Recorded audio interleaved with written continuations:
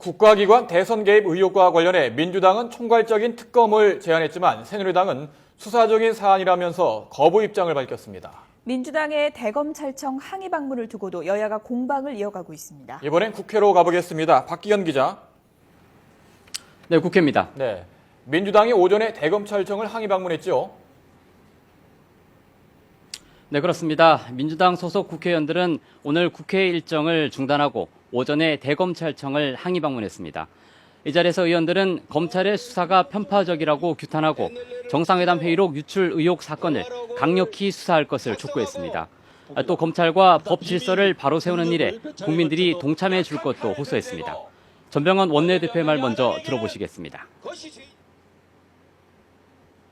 NLL을 지키고 대화록을 작성하고 보관해온 것이 죄인인지 아니면 대화록을 불법적으로 유출하고 그것을 선거에서 불법적으로 이용해 먹은 것이 불법인지 국민들은 다 알고 있습니다. 이에 대해 새누리당은 여당의 통보도 없이 일방적으로 국회 일정을 파기한 것은 전례를 찾아볼 수 없는 무례의 극치라고 비판했습니다. 또 문재인 의원의 검찰 소환은 당연한 조치라며 문재인 구하기를 그만두라고 지적했습니다. 김태흠 원내대변인의 말도 들어보겠습니다. 검찰의 조치는 당시 청와대 비서실장 또 정상회담 준비위원장으로 대화록 관리에 정점에 있던 사람으로 당연한 조치입니다. 이를 트집 잡는 것은 민주당이 당내 친노 세력인 강경파에 밀려 문재인 구하기에 나선 것입니다. 네, 또 오전에 김한길 대표가 정쟁을 중단하기 위해서 총괄적인 특검을 제안했죠. 네, 민주당 김한길 대표는 오늘 최고위원회의에서 지난 대선 관련 모든 의혹을 마무리 짓자면서 총괄적인 특검을 여당에 제안했습니다. 검찰이 편파 수사를 진행하는 등 더 이상 공정한 수사를 기대하기 힘든 상황이라면서 이제 모든 걸 특검에 맡겨두고 정치권은 민생에 매진하자고 말했습니다.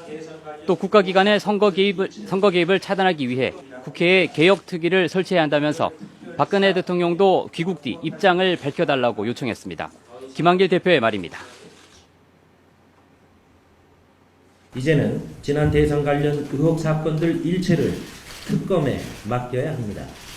특검만이 국민의 신뢰를 회복할 수 있습니다. 박근혜 대통령도 철저한 진상규명을 국민에게 약속한 만큼 특검을 반대해서는 안 될 것입니다. 이에 대해 새누리당은 이번 사안은 특검 대상이 아니라고 일축했습니다. 윤상현 원내수석 부대표는 주요 당직자 회의에서 야당 스스로 극찬했던 검찰 수사에 대해 이제 와서 부적절하게 특검 주장을 꺼내들었다고 비판했습니다. 그러면서 안철수 의원이 주장한 특검에 민주당이 동조하는 모습을 보이는 건 야권 연대를 위한 불쏘시개로 쓰려는 의도로밖에 볼 수 없다고 지적했습니다. 윤상현 원내수석 부대표의 말입니다.